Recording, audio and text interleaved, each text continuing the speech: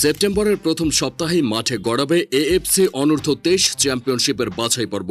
একটি গণমাধ্যমের তথ্যমতে অনূর্ধ্ব-23 দলের ক্যাম্পে ডাকা হচ্ছে কদিন আগে প্রবাস থেকে ট্রায়াল দিতে আসা 52 ফুটবলারের মধ্য থেকে 4 জনকে। তারা হলেন ক্যাসপার হক, বিতোষক চাকমা, সামির মিয়া ও জায়ান আহমেদ। কারা সেই 4 ফুটবলার? বাকিদের খবর কি? সেপ্টেম্বরের প্রথম সপ্তাহে ফিফা উইন্ডো রয়েছে। ওই সময় জাতীয় দলের কোচ হাভিয়ের কাবরেইরা সিনিয়র দল নিয়ে ব্যস্ত থাকবেন। ফলে দেশি কেউ অথবা নতুন কোনো বিদেশি কোচ নিতে হবে, আর সে নতুন কোচের অধীনে খেলবে বাংলাদেশ। অনূর্ধ্ব-23 দলে কিউবা মিচেল ও ফাহমিদুল ইসলামকে খেলানোর প্রস্তাব দিয়েছেন জাতীয় দল কমিটির কয়েকজন সদস্য। ফাহমিদুল ইতোমধ্যেই জাতীয় দলের হয়ে 2টি ম্যাচ খেলে ফেলেছেন। তার বয়স 18 হওয়ায় অনূর্ধ্ব-23 দলে খেলাতে কোনো বাধা নেই। ইংল্যান্ড প্রবাসী কিউবা এখনও অভিষেকের অপেক্ষায়। গত মাসে জাতীয় স্টেডিয়ামে হয়েছে প্রবাসী ফুটবলারদের ট্রায়াল। এর মধ্যে 6 থেকে 7 জনকে অনূর্ধ্ব-23 দলের ক্যাম্পে ডাকা হবে। তবে কয়েকটি মিডিয়া জানিয়েছে তারা হতে পারেন বিতোষক চাকমা, ক্যাসপার হক, জায়ান আহমেদ, ইমান আলম। বিতোষক চাকমা ইতিমধ্যেই সবার নজর কেড়েছে।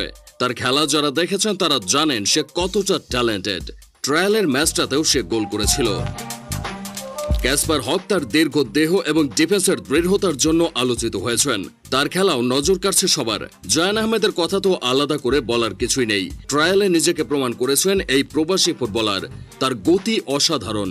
এটা কাজে লাগাতে পারলে অনেক দূরে যাবে বাংলাদেশ। ইমান আলমের কথা কি আর বলবো, সে তো বাংলাদেশের নেইমার। এখনই তার পায়ের জাদু দেখে মানুষ মুগ্ধ হচ্ছেন। কি স্কিল!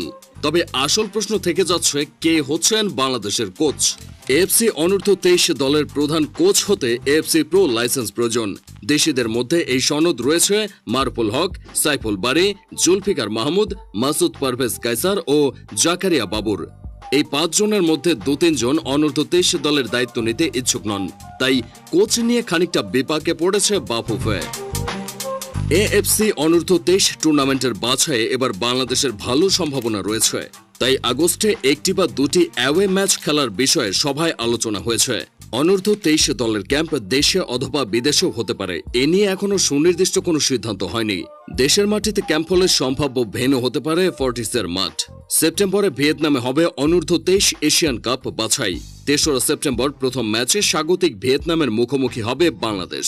6 সেপ্টেম্বর ইয়েমেন ও 9 সেপ্টেম্বর শেষ ম্যাচে প্রতিপক্ষ সিঙ্গাপুর।